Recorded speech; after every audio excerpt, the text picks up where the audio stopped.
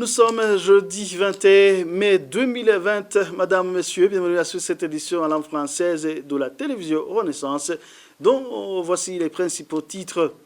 Plusieurs mandataires du parti CNL ont été arrêtés, emprisonnés, plusieurs autres expulsés des bureaux de vote par la police le jour des élections. Tous ont été accusés de perturber le processus électoral. Vous aurez les détails au début de cette édition.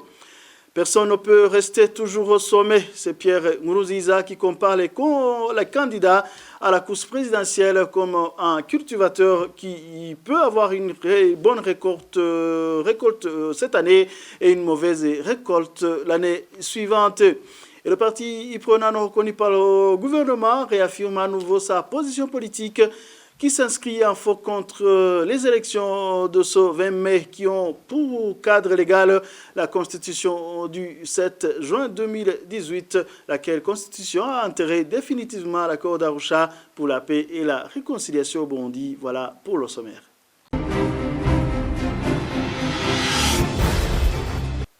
Encore une fois, bienvenue. Plusieurs mandataires du parti CNL ont été arrêtés et emprisonnés par la police le jour des élections dans presque toutes les provinces du pays. Dès le matin jusqu'au comptage des voix le soir, les mandataires du parti CNL étaient dans le viseur de la police. Dans certains endroits, même des procès de flagrance ont eu lieu. Par contre, sous les habits des militants du parti au pouvoir, la police semble fermer les yeux. Les détails avec Thierry Bigrindavi. Au nord du Burundi, dans la commune d'Orango de la province Kayanza, un membre du parti CNL a été condamné dans un procès en flagrance à une amende de 100 000 francs burundais pour perturbation du processus électoral.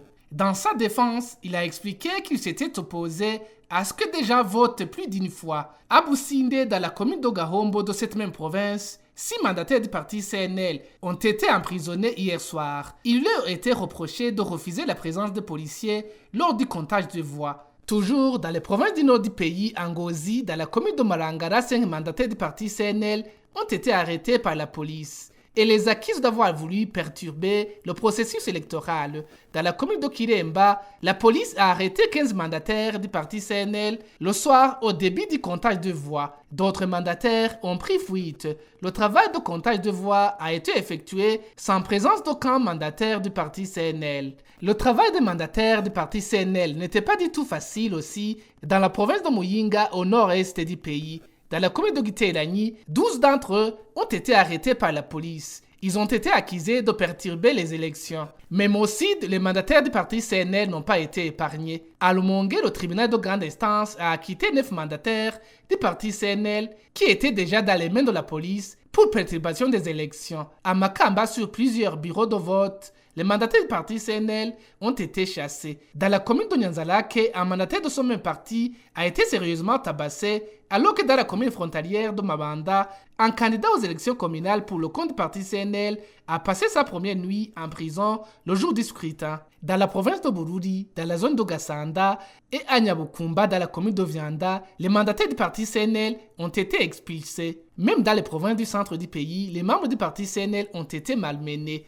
À Gitega, une dizaine de ces mandataires, sur les collines de Bihororo, Nyambeho, Mitemere et Nyarunazi, ont été arrêtés pour rébellion. Dans la province de Moaro, 2 mandataires du parti CNL ont été arrêtés et ont été vite remplacés par les jeunes du parti au pouvoir. À l'ouest du pays, dans la province de Bubanza, 5 mandataires du parti CNL ont été appréhendés par la police et les a remis au tribunal pour un procès en flagrance. Dans la commune de Rugombo de la province de Chibitoke, Edouard Naouzahihera, représentant des jeunes du CNL, a été enlevé par des inconnus. Dans cette même province, à Mogui, 5 membres du CNDD-FDD ont été attrapés avec plusieurs cartes d'électeurs, mais la police n'a pas voulu les arrêter. 8 autres membres du parti CNDD-FDD ont été attrapés avec beaucoup de cartes d'électeurs au bureau des écoles fondamentales Karurama, Buhinyuza et Kagazi. Ils ont été conduits au cachot du commissariat, mais ont été relâchés après des heures. D'aucuns accusent la police d'être à la sorte du parti au pouvoir. La censure d'Internet reste maintenue. On ne peut pas accéder aux réseaux sociaux depuis tôt le matin, le jour des élections.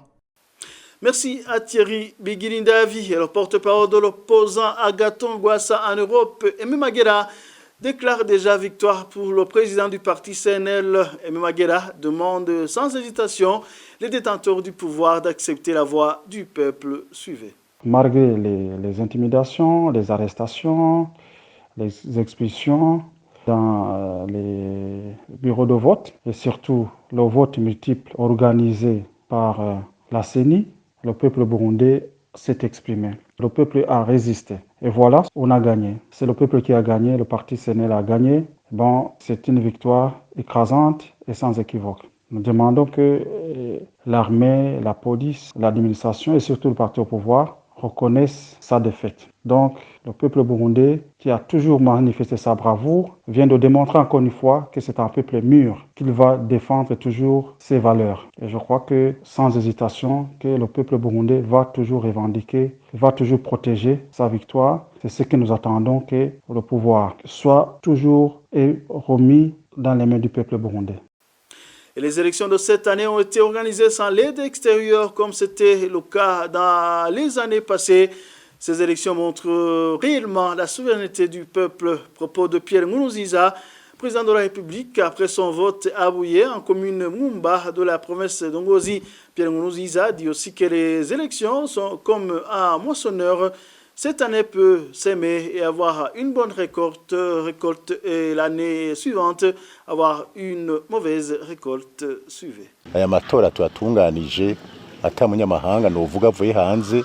Ces élections ont été organisées sans aide extérieure, comme on l'avait vu dans le passé. Ce sont des élections qui montrent bel et bien la souveraineté du peuple burundais ainsi que sa victoire, contrairement aux autres élections. Ce qui signifie que ce sont des élections qui nous ont coûté cher. Nous devons par conséquent reconnaître que ce sont nos propres élections. Nous devons également reconnaître que les résultats de ces dernières sont pour nous. À cette époque, les élections sont l'une des étapes pour la vie d'un pays. Les élections ne peuvent pas faire vivre la population. C'est grâce aux élections que nous ayons toutes les institutions avec des projets à la place. Soyons alors tous conscients à comprendre que le ressort des élections est pour les Burundais afin de préparer l'avenir. Dans les années antérieures, il y avait une mauvaise habitude de refuser les résultats des élections, mais avec les séances de moralisation, la population burundaise s'est distinguée au bien du mal. Ici, j'aimerais dire qu'on ne peut pas gagner tous les jours. Aujourd'hui, c'est la réussite, demain, c'est un échec. Celui qui entre dans les élections, il est comme un moissonneur. Cette année, il peut avoir une meilleure récolte et demain, c'est le contraire. Les élections, elles aussi, sont comme ça. Turiho mwimenyerezo rero yuko amatora ari nko guteragira urari mukimbura cyangwa ukarima karimarima. Quels que soient les résultats des urnes, les Burundais ont besoin de vivre dans la paix. Propos de Dieudonné Nahimana, candidat indépendant dans les élections présidentielles qui ont eu lieu ce mercredi. Dieudonné Nahimana demande aux Burundais de rester calmes en attendant les résultats. Suivez-le. Uko vyogenda ko kose ibintu byose byoteza gukorwa mu rutonde kandi bigaca mu tungane. Quels que soient les résultats des urnes, nous souhaitons que le comptage se fasse dans la transparence et en toute sincérité pour éviter qu'il n'y ait pas de Burundais qui soient blessés ou tués suite à la contestation des résultats. J'exhorte les Burundais de rester calmes et nous exigeons que nos mandataires sur le terrain étant prêts pour pouvoir poursuivre ce qui se passe comme prévu par la loi. Les irrégularités que nous aurons constatées seront déposées devant les juridictions compétentes pour que les élèves soient corrigés, même après la proclamation des résultats des élections. Nous demandons que la célébration des membres du parti qui aura remporté le scrutin se fasse d'une façon à ne pas indisposer les autres adversaires. Et ceux-là qui seront laissés doivent faire recours devant la justice.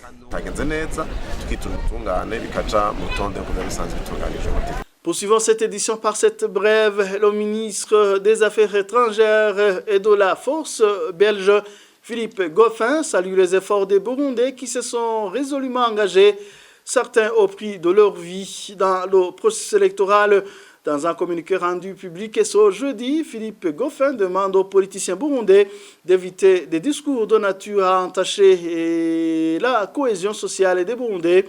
Goffin a également appelé ces mêmes acteurs politiques à se concerter afin de créer les conditions d'une gestion pacifiée et de la phase post-électorale qui respecte la volonté exprimée par l'électeur burundais ce mercredi 20 mai. Poursuivons cette édition, je vous le disais dans les titres que le parti prenant reconnu par le gouvernement réaffirme à nouveau sa position politique qui s'inscrit en faux contre ces élections de 2020 qui ont pour cadre légal la Constitution du 7 juin 2018, laquelle Constitution a enterré définitivement l'accord d'Arusha pour la paix et la réconciliation au Burundi. Ce parti déplore et condamne également toutes les formes de violence qui ont émaillé la campagne électorale. Suivez ici Emmanuel Ngengurutse, il est porte-parole du parti Prona, non reconnu par le gouvernement. Le parti Prona n'est pas pour ces élections du 20 mai 2020 parce qu'elle s'appuie sur une constitution qui a enterré l'accord d'Arusha pour la paix et la réconciliation au Burundi, d'une part, et d'autre part parce que le contexte sécuritaire et de liberté ne permet pas une compétition loyale qui puisse aboutir à des résultats positifs. Donc c'est pour cette raison que le parti Prona ne soutient pas ces élections et ses membres n'y participeront pas. Mais pour autant, nous sommes des citoyens burundais, nous suivons l'évolution de la campagne électorale ainsi que nous faisons des idées sur de possibles résultats du vote du 20 mai. Nous déplorons au niveau de l'UPRONA, on déplore le fait que la campagne a été marquée par des actes violents, violences physiques, verbales, des actes d'intimidation qui ont été l'œuvre des militants et des candidats du parti au pouvoir, le CNDD-FDD, à l'encontre des militants des autres partis de l'opposition qui participent à la compétition, en particulier les militants du CNL, de l'honorable Agathon Rwasa. Nous déplorons également le fait que l'administration est très partisane. Lorsqu'on entend les discours que le ministre de l'Intérieur a tenus très récemment, il ne faisait que condamner une seule partie. Alors là, qu'est-ce qu'on peut attendre de ça? On peut attendre qu'il y ait un affrontement violent entre les militants de ces deux partis politiques, de ces candidats. Et c'est ça, c'est que le parti Prona redoute. Et c'est une concrétisation, en fait, de ce que nous disons, que la situation politique, sécuritaire et de liberté publique n'est pas à même de favoriser des élections libres, crédibles et sincères. Les Burundais souhaitent un changement pour alléger leur souffrance. Le président de la commission d'enquête sur le Burundi, Doudou Diène, l'a dit dans une interview qu'il a accordée à la radio allemande Deutsche Welle à la veille des élections du 20 mai 2020. Il a rappelé certains manquements à ces élections, surtout le non-respect des droits de l'homme et l'absence des mandataires étrangers pour crédibiliser le processus électoral. Suivez. Répéter 3 points, il y a 3 critiques de fond que nous exprimons. La première critique, c'est que les libertés fondamentales qui garantissent des élections libres, indépendantes et crédibles ne sont pas respectées. Donc, il y a des violations du droit à la vie, à la liberté, à l'intégrité physique, violation des libertés publiques et violation aussi des droits économiques et sociaux. Mais il y a la deuxième critique de fond, c'est que les institutions et mécanismes nationaux qui garantiraient la crédibilité de l'élection ne sont pas indépendantes, sont totalement contrôlés par le pouvoir. Et enfin, des élections dans lesquelles les observateurs ne sont absents, tant les observateurs régionaux qu'internationaux et des Nations Unies. Et donc, sur ces bases-là, nous estimons que les conditions pour des élections libres et crédibles ne sont pas réunies. Le peuple burundais, et je rappelle que c'est un peuple souffrant, et il n'y a aucun doute que le changement, la possibilité d'un changement à la tête de l'État doit introduire au niveau du peuple burundais l'espoir d'un changement. Et je pense aussi que c'est l'espérance de la communauté internationale. Et c'est sur cette base que nous, commission d'enquête, nous avons formulé notre déclaration et nos rapports, nous les rédigeons sans cet esprit. Il faut toujours avoir l'espoir d'un règlement pacifique. Il faut parier sur l'existence au sein du peuple burundais d'hommes et de femmes qui se battent et qui se sont toujours battus pour l'amélioration de la situation et le respect de leurs droits fondamentaux. Et donc, il n'y a aucun doute que les Burundais, l'espoir que ces élections vont aboutir à une amélioration de leur situation, tant au niveau économique et social, qui est, je dois le rappeler, un niveau extrêmement important, le peuple burundais est dans la misère, et aussi au niveau du respect de leurs droits fondamentaux. Mais également, les Burundais qui s'engagent sur le plan politique, démocratiquement, souhaitent que leurs droits soient respectés. Poursuivons cette édition, l'Union burundaise des journalistes a remis des prix à des journalistes en exil. Il s'agit de professionnels des médias dont les œuvres se sont distinguées dans un concours organisé dans le cadre de la Journée mondiale de la presse, célébrée normalement le 3 mai de chaque année. Célébration décalée en raison du Covid-19 et les exigences de protection. Le concours portait sur 2 catégories de production, le reportage et le magazine. Franck Kaze a suivi les cérémonies pour nous suivre. C'était un jour plus que spécial pour Émile Nivasumba. Et pour cause, le journaliste de la RPA a été doublement primé dans les 2 catégories. Et pour lui, c'est la preuve que l'exil ne signifie pas que les journalistes réfugiés ont pour autant baissé les bras. Ça signifie que nous sommes toujours là, et même si depuis 2015, il y a des journalistes qui ont été tués, il y a des journalistes qui ont été contraints à l'exil. Et ce prix montre que le journalisme ne meurt pas, nous continuons à travailler, nous continuons d'être au service du peuple burundais. Désiré Atungimana, lui, a vu son reportage remporter le premier prix. Rédacteur en chef à la radio Nzamba Agate Kakawe, il estime que cela consacre l'amour du métier, un conseil qu'il adresse à tous les journalistes. Le message est simple. Il faut aimer ce qu'on fait. Il faut aimer notre métier. C'est un métier trop exigeant, c'est un métier noble, c'est un métier qui nous fait découvrir beaucoup de choses, mais tout d'abord, il faut l'aimer. Alors, aimer notre métier, le reste viendra. Pour l'Union burundaise des journalistes, c'est une première, mais ce n'est qu'un début. Selon Alexandre Niungeko, président de l'UBJ, l'organisation entend élargir le champ de la compétition à d'autres rubriques. C'est aussi peut-être de l'étendre à d'autres secteurs du métier, que ce soit pour la presse écrite, que ce soit aussi pour la télévision et les autres médias.